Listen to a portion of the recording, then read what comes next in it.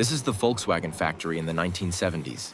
By the 1970s, the Volkswagen Beetle had already become the best-selling car in the world, surpassing even the Ford Model T. At the time, this was the largest car manufacturing plant in the world, covering over 6.5 million square meters. That's more than 1,200 football fields. Every single day, this factory produced over 4,000 Beetles. And the people working in the factory? Over 50,000 workers, from welders and painters to engineers and quality inspectors, worked here. An employee in the factory earned around 1,200 Deutsche Marks per month, roughly $400 at that time. A solid wage for an industrial job at that time. But the work was tough. Shifts lasted 8 hours, and each worker specialized in just one small task, repeating it hundreds of times per shift.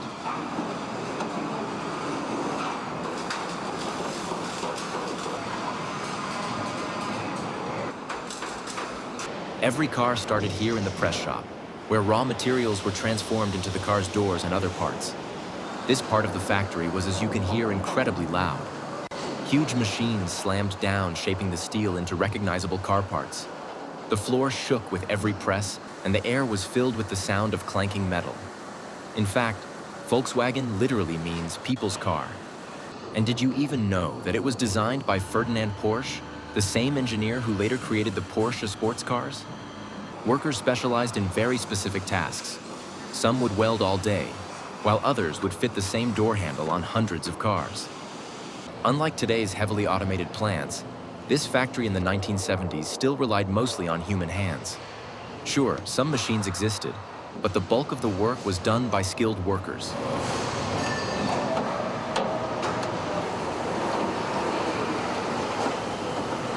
Volkswagen's factory in Wolfsburg was designed for maximum efficiency.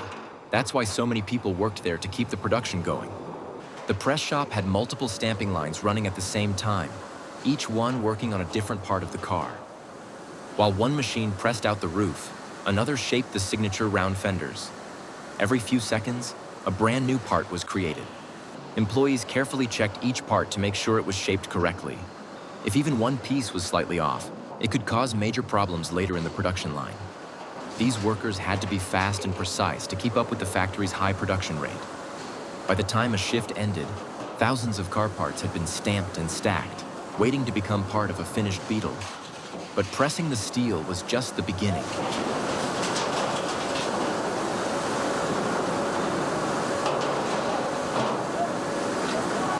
Inside Volkswagen's so-called welding shop, workers lined up the doors, fenders, and roof panels where all was welded together. Unlike today's robotic production lines, this meant a team of workers would place metal panels into position, ensuring everything lined up perfectly before welding began. But do you know that music legends like the Beatles, actor Paul Newman, and even Steve Jobs, the founder of Apple, drove one at some point? The process had to be precise. Even a tiny misalignment could cause problems later. Workers constantly checked their measurements, using simple tools to make sure each Beetle body was coming together exactly as planned. Now the rounded roof, which gave the Beetle its legendary shape, was carefully attached to the sides. But it still wasn't complete. Without doors, windows, and an engine, the Beetle was just an empty shell. Did you have a Volkswagen Beetle? If so, let us know how long you had it for. Now it was time to bring it to life with color. This happened all in a very special way. Inside the paint shop, each car received its signature glossy finish and even a protective coating. Painting a car wasn't as simple as spraying on a color. The process involved several layers to ensure the paint lasted for years. First, the Beetle body was dipped into an anti-rust solution, which helped prevent corrosion. This was crucial, especially in regions with rain or snow where metal could rust quickly. Once dried, the body moved down the line where workers applied a primer coat. This helped the final color stick better and made the surface smooth. In the 1970s, Volkswagen offered the Beetle in a variety of colors. While black and white were popular, the Beetle was also available in bright orange, green, blue, and yellow, a reflection of the colorful and free-spirited era. Before the Beetle left the paint shop, it was carefully inspected. Workers looked for imperfections, dust specks, or uneven spots. If anything was wrong, the car would be sent back for touch-ups. Did you know that the Beetle's production slowed during World War II as factories focused on military vehicles?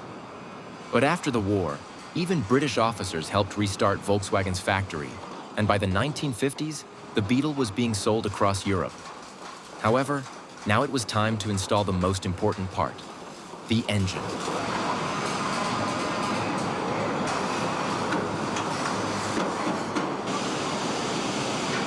This step was known as the marriage, because it joined the body and chassis together. Unlike most cars that had a radiator and water cooling, the Beetle's engine used air to keep it from overheating. This design made it simple, lightweight, and very reliable, perfect for long road trips or rough roads. Inside the factory, workers carefully assembled the engine piece by piece in a separate area. The most common engine in the 1970s was a 1.6-liter four-cylinder engine, producing around 50 horsepower. Not a lot by today's standards, but enough for a small, lightweight car. But before the body and engine could be connected, workers first had to prepare the chassis. This included installing the suspension, which helped the car absorb bumps on the road, the transmission, which allowed the driver to shift gears, and also they needed to install the wheels.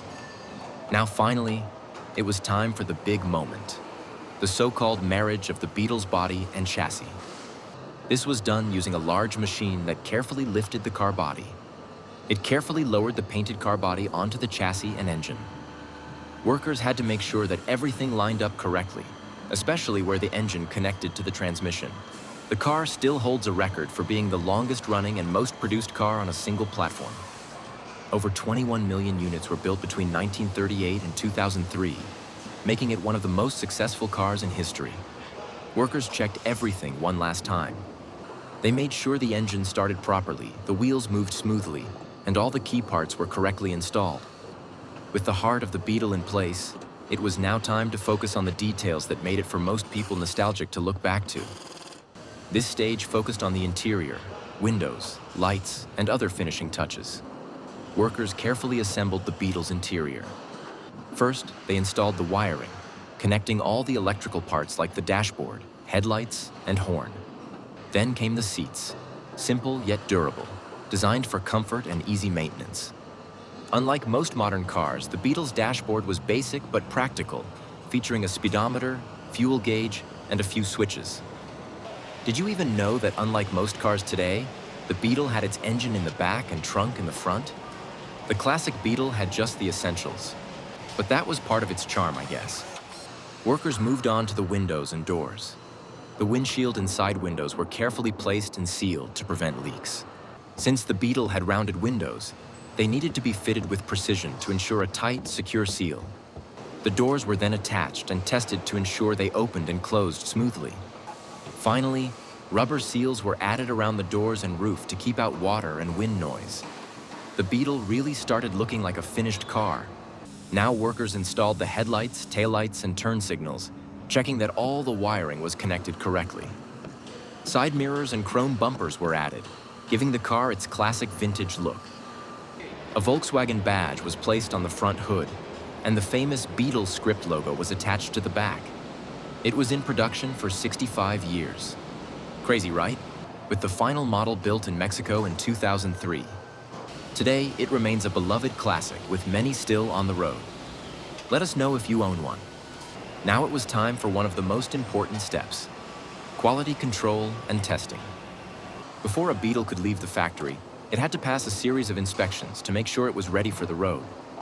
One of the most exciting moments was starting the Beetle's engine for the first time. A factory worker would turn the key and the air-cooled engine would roar to life. Once running, the engine was revved and tested to make sure it was producing the right amount of power. Workers also checked for any leaks in the fuel or oil system. Each Beetle then went onto a special rolling road test, where its brakes, acceleration, and steering were tested while the car stayed in place. This ensured that everything functioned correctly before the car ever touched real pavement. To check for leaks, the Beetle was placed in a water spray booth, where powerful jets of water simulated heavy rain. If any water leaked into the car, workers would fix the problem before sending it out for delivery. One of the main reasons why the Volkswagen Beetle became so popular was its affordability. Unlike American cars of the time, which were getting bigger, more powerful, and more expensive, The Beetle remained small, simple, and budget-friendly. In the early 1970s, a brand new Volkswagen Beetle cost around $1,800 to $2,200 in the United States, depending on the model and features. That may sound unbelievably cheap today, but at the time, the average yearly income in the US was about $10,000, and a gallon of gas cost just 35 cents. To put that into perspective, a new Ford Mustang in 1970 cost about $3,500, nearly double the price of a Beetle. A Chevrolet Corvette in 1970 was around $5,000, more than twice the price of a Beetle. A Toyota Corolla, one of its closest competitors, was about $2,000 to $2,500, slightly more expensive than a Beetle. The Beetle was designed to be a car for the people. Since Volkswagen had factories in different countries, the prices varied. In Germany, a new Beetle in the 1970s cost around 5,000 Deutsche Marks. This was an affordable price for most middle-class families.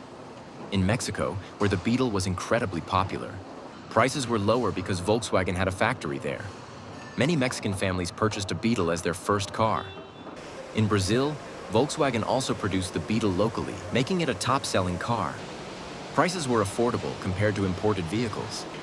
Because the Beetle was cheap to produce, easy to repair, and fuel-efficient, it remained one of the most budget-friendly cars ever. In Mexico, the Beetle was so popular that it became the country's most common taxi. Many were painted green and white, and they were used in cities like Mexico City for decades. Even after production ended, Beetle taxis could still be seen on the streets for years. While muscle cars had massive V8 engines, the Beetle had its humble four-cylinder air-cooled engine. But what it lacked in power, it made up for in affordability and reliability. While an American car might cost $4,000 to $6,000 and get 12 miles per gallon, a Beetle cost around $2,000 and got over 25 miles per gallon. There are even stories about people who couldn't afford a brand new Beetle. They bought a used one. Since the Beetle was known for its durability, people could find 5- or 10-year-old models that still ran well for just a few $100s. Crazy, right? Today, finding a classic Beetle for that price is nearly impossible. Restored vintage Beetles now sell for $15,000 to $30,000, and some rare models even go for over $50,000. Looking back, it's fun to see what else people could buy in the 1970s for the price of a new Beetle.